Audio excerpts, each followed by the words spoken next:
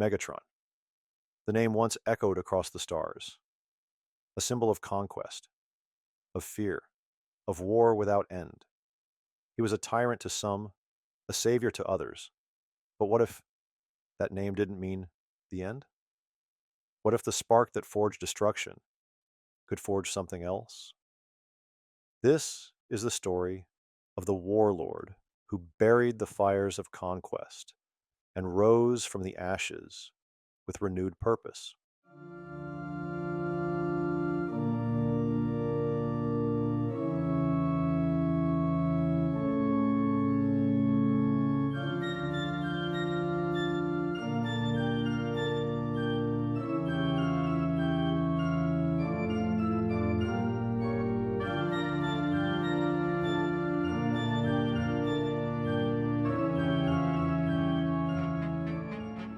The horizon of Cybertron lay bathed in the color of dying embers.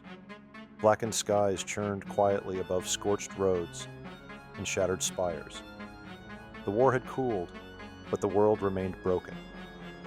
A silence heavy with the weight of everything lost. The kind of silence that only follows after something terrible has finally burned itself out. For generations they bled for it, fought, betrayed, buried each other beneath its ashes. All for Energon.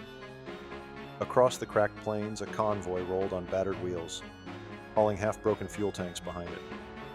Decepticon and Autobot banners still flapped weakly from rusted mounts, torn, faded, and carried now more out of habit than allegiance. War had ended, but no one had told the planet. Then one day, it arrived. Not from the front, not from the heavens, but from the void. The sky did not roar. There were no warships, no battle signals, no trumpet of declaration, just shadows. Long geometric outlines began descending from orbit, impossibly smooth, impossibly silent. They fell like logic sliding into place. Smooth matte surfaces, no markings, no visible weapons, just presence. They did not land with force. They drifted, as though even gravity paused to make room for them. They came to rest at the dead heart of Cybertron, where a power hub had once exploded in the last great siege. A wound in the world, now silent. One structure folded open, black, stone-like metal, veined with pulsing blue energy, not with hinges, but like a thought unfolding. A single object emerged, small, round, hovering. It did not speak, but it pulsed, a single harmonic note that made no sound, yet pressed against the chest like a forgotten memory. Without warning, lines of dormant energon beneath Cybertron's crust ignited. Old cracked pipelines, long written off as dead, suddenly thrummed to life. A forgotten rhythm returned. A single harvesting spire, long buried, rose and crackled to life. Then a second, then dozens. They climbed from the surface like antennae, forming a grid, not one of control, but of renewal. They did not reconstruct the world, they reactivated it. Autobots and Decepticons scrambled, mistaking the activation as a prelude to attack. It wasn't. Within hours, raw, pure energon flooded back into the planet's infrastructure. Self-regulating, overflowing, clean, abundant. No command had been given, no ultimatum made. They had not conquered the world. They simply made conquest obsolete. They offered no terms. They made no demands. Only this, access to a resource they considered trivial. The pulse of reactivated power echoed through rusted walls. And there, amid cables and smoke, Megatron met one of them. The archivist hovered, faceless, silent. It didn't move like a machine. It moved like an answer. Megatron stared at it, cannon glowing. "You tamper with a planet you don't understand," he growled. The archivist responded without emotion. "Correction. We understand it precisely. Your species is pre-emergent, emotionally driven, patterned. Megatron raised his weapon. What happens if I fire this cannon? The archivist remained still. Outcome: localized damage. Subsequent outcome: disassembly of aggressor. Observation: this possibility intrigues you. Megatron didn't fire. But in that moment, he understood something. He was no longer the most dangerous force on Cybertron. In the cold subterranean corridors of Kaon, beneath rusted banners and flickering power conduits, Megatron stood alone in front of those who had once called him commander. The room reeked of ozone and smoke, heavy with resentment. The air was tense, every optic lit with judgment, some with longing for the old days, others with hatred. Starscream stood front and center, his voice sharp as ever, but his tone, almost trembling, was poisoned with betrayal. You kneel now, Megatron, he spat. To peace, to weakness. Megatron's posture never shifted. He didn't raise his voice. He simply stared through the past. I kneel to nothing, he said, but I will no longer pretend that war was victory. A long silence followed, the kind that feels like something sacred cracking. Then, without another word, Megatron turned his back on them. Not as a gesture of arrogance, but as a final command: follow if you have the courage. Stay if you only remember the chains. That was how the fracture was born. Had long been stored like ancient prophecy. Shockwave presented his proposal. Charts flickered. Projections spiraled. Cybertronians sorted into tiers, not by spark, but by frame efficiency, processing speed, utility potential. Shockwave stood beside the digital display, his single optic unwavering. Order will be achieved through stratification, he said. Efficient, stable, logical. Across the vault, Megatron watched in silence. Not at the data, but at the shadow of what it meant. Then slowly he spoke. I was built for the pits, made a gladiator, and I made myself more. I did not rise from the ashes of a caste system, just to pour others back into its mold. Shockwave tilted his head, almost inquisitive. Emotion overrides logic, he replied. You will doom us with empathy. Megatron stepped forward, the glow of ancient light reflecting off his scarred armor. Then let that be my legacy, he said. Better doom than chains. In the silence that followed, no calculations were run, only consequences. In the rebuilt Unity Spire, the people gathered. Screens lit up across the planet, from Kaon to Voss, from the Manganese Mountains to the Rust Sea. Every region, every faction, every class, all tuned in. Two podiums stood beneath the neutral sky. One held Optimus Prime, the steady voice of order. The other Megatron, the spark of a new era. Optimus Prime began first, his voice calm, composed, measured. We must rebuild with the wisdom of our past. A central council, representation from all sectors, a shared voice. No one spark should decide for the many. Megatron listened, and when the time came, he stepped forward.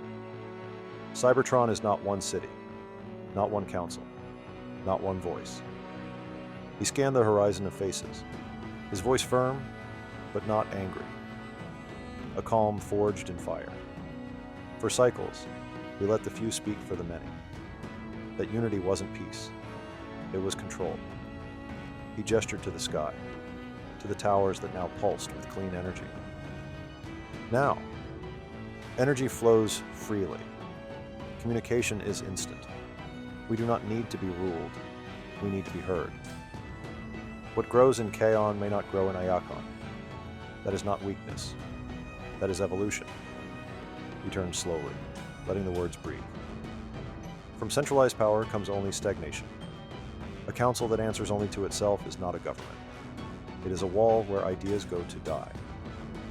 Let Cybertron be many minds, many engines. Let it rise, not as one machine, but as 1,000 different voices speaking in chorus. I do not offer a throne, I offer a forge. A long silence followed. Then quietly, Optimus Prime clapped. Not in defeat, but in recognition. He had heard something true, something vital, and the crowd felt it too. Bumblebee stepped forward from Prime's side and crossed the stage. No words, just a handshake. A symbol. In the shadows, Shockwave turned to Starscream. The psychological shift is complete, he said. We must strike now. Starscream narrowed his optics. Then we burn it before it sets. The skies above Cybertron darkened again, not with nightfall, but with war. The fracture struck, coordinated, relentless. Their target, the newly autonomous regions. But Megatron had seen this tactic before. These were not strangers. They were old comrades, traitors, and he had no mercy left for them. He rallied his loyalists. Soundwave, silent and watchful. Menasor, barreling through flame. They swept through the ruins of Sector 9, crushing resistance with precision. Elsewhere, Optimus Prime and Devastator fought side by side. Shockwave led elite squads in a cold, calculated assault. But Devastator was fury incarnate. He seized Shockwave in a crushing grip, overloading the power grid beneath him.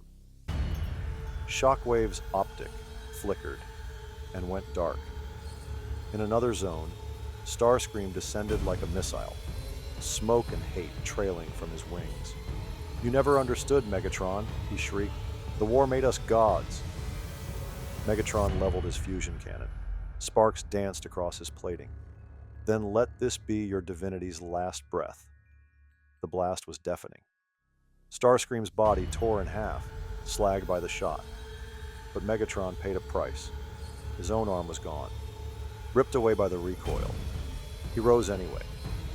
Soundwave and Rumble retrieved what remained of Starscream. His upper torso still functioned, still rasped threats. He was placed in stasis, not as a prisoner, but as a warning. The battlefield fell quiet. The war had ended. Cybertron stood at a crossroads, not of conquest, but of decision. From the archives of Voss to the factory towns of Tarn, every spark was given a voice, and they used it. The vote was planetary, open, unfiltered. Every region, every spark, counted. The choice, return to a centralized council or enshrine the Iron Accord. They chose freedom. The Iron Accord stood. Each region would govern itself. Autonomy, protection, peace through strength, not dominance. In the center of every city, a plaque was placed. Words etched in steel. No spark is born to serve. The strong guard the weak. Truth before tradition. Peace is choice, not silence. Protectors bore a new mark. 4 stylized lines forming a ring. Not allegiance, but responsibility. Megatron was not elected. He did not attend ceremonies. But in every city, beneath the pillars, his name was etched. Not as a tyrant, not as a prime, but as the spark that lit the forge. In this retcon, the one thought to be evil found his way. The way of his spark was not predetermined, not forged in the pit, not bound by rage. It was chosen. He found salvation, not just for himself, but for others. For those who refused to walk the path of the oppressed. For those who dared to believe that freedom was more than absence. It was the purpose. His deeds, dark, brutal, unforgivable, would never be erased. But neither would his final act. To set down the power he once craved, and lift up the world he once tried to break. Megatron was never a hero. He never asked to be. But he became something far more dangerous to the old world. He became free. The war is over. The world has changed. And somewhere in the silence that follows, Megatron walks forward. Not as a tyrant, not as a prime, but as a Spark Unchained. This has been Jim Retcons Everything. If you like this one, subscribe, share, and let me know which villain we should redeem next.